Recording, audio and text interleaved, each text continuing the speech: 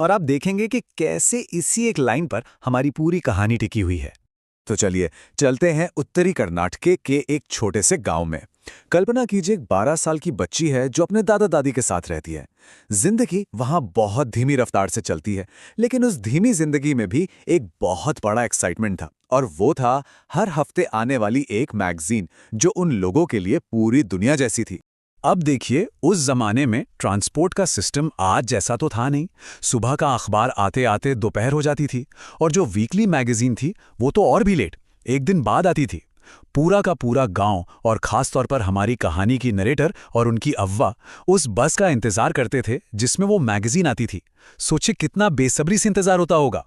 लेकिन ये जो हर हफ्ते का रिचुअल था ना, इसके बीच में एक बहुत बड़ी चुनौती थी। अव्वा कभी स्कूल नहीं गई थी, वो पढ़ नहीं सकती थी। तो ऐसे में उनकी 12 साल की पोती ही उनकी आंखें बन गई थी, उनकी आवाज बन गई थी।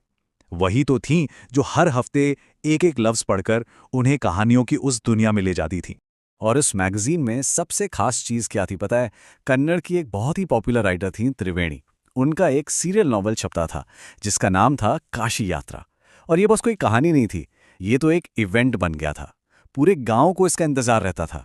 तो कहानी थी एक बुजुर्ग औरत की जिसका सपना था काशी जाने का। जैसा कि हम सब जानते हैं, काशी यात्रा को बहुत बड़ा पुण्य माना जाता है।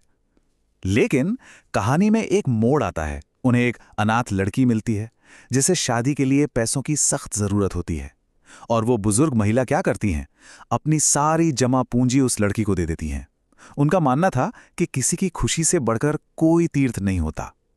सच में कितना बड़ा मैसेज है ना इसमें, त्याग का, निस्वार्थ सेवा का।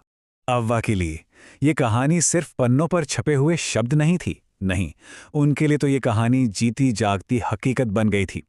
हर बुधवार जैसे ही उनकी पोती कहानी का अगला हिस्सा पढ़ना शुरू करती, अव्वा बस सब कुछ भूल जाती थीं। अपना सारा काम धाम छोड़कर वो बस उस कहानी में पूरी तरह से डूब जाती थीं। और धीरे धीरे ये बात साफ होने लगी कि अव्वा इस कहानी से इतना ज्यादा क्यों जुड़ी हुई थीं। वो खुद को उस कहानी की मेन कैरेक्टर में देखती थीं। उस कैरेक्टर की तरह ही अव्वा भी कभी काशी नहीं जा पाई थीं, और उन्होंने भी अपनी पूरी जिंदगी दूसरों की देखभाल में अपने परिवार के लिए लगा दी थी। तो एक तरह से ये कहानी उनकी अपनी ही अधूरी ख्वाहिशों का आईना बन गई थी। उनका जुड़ाव इतना गहरा था कि कहानी का हर एपिसोड उन्हें जुबानी याद हो जाता था।